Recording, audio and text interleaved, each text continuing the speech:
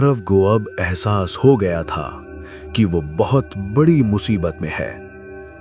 उसे अपने पीछे किसी की मौजूदगी का एहसास हुआ।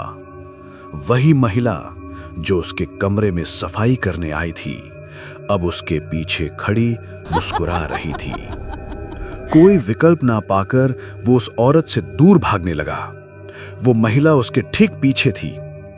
आरव अब रिसेप्शन रूम में पहुंचा और रिसेप्शनिस्ट को अपनी स्थिति बताई। रिसेप्शनिस्ट ने कुछ नहीं कहा, बस चुपचाप खड़ी रही। जब रिसेप्शनिस्ट ने सिर घुमाया तो आरव को एहसास हुआ कि इस होटल में कोई भी सामान्य नहीं है। सभी डरावने और अजीब हैं। डरे हुए आरव ने बिना एक सेकंड बर्बाद किए उसी बेसमेंट रूम में चला गया जिसमें लाशें थीं। तहखाने का दरवाजा भी अचानक बंद हो गया। वो सोच रहा था कि वो इस होटल में फंस गया है और रो रहा था। अचानक उसे एक लड़की की आवाज सुनाई दी। मेरा नाम सुनीता है। मैं भी रात में रुकने के लिए इस होटल में आई थी। कमरा नंबर 13 में रह रही थी, लेकिन तुम्हारी तरह मैं भी यहां फंस गई। इस होटल में सभी लोग जीवित व्यक्ति नहीं हैं, बल्कि भूत हैं जिनका शिकार किया गया है। मैंने इस होटल के पीछे के कमरे में स्थित एक छोटे से मंदिर में रहकर खुद को जीवित रखा। उन दोनों ने मिलकर जैसे तैसे बेसमेंट का दरवाजा खोला और उस संकरी सी कॉरिडोर से आगे बढ़ने लगे, निकलने का रास्ता ढूंढने के लिए। हॉल को देखकर आरव ने कहा, इस हॉल से कोई रास्ता जरूर होगा, क्योंकि रिसेप्शन पे तो वो चुड़ैल होगी।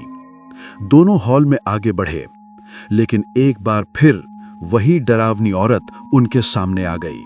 इस बार हाथ में खंजर लिए और उनके पीछे लग गई। भागते भागते आरव ने देखा कि सुनीता गायब थी।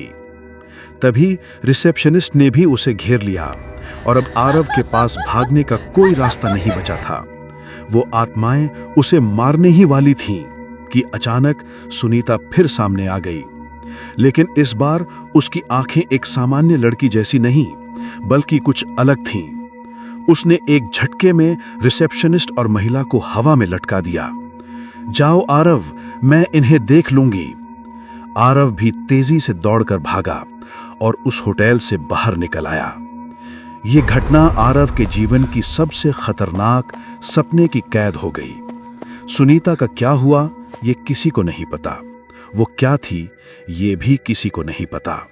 लेकिन लोग कहते हैं कि उस होटल से आज भी अजीब आवाजें आती हैं और बहुत कम लोग ही होटल से बचकर लौटते हैं। कुछ साल बाद आरव की बेटी 1 साल की हो गई थी।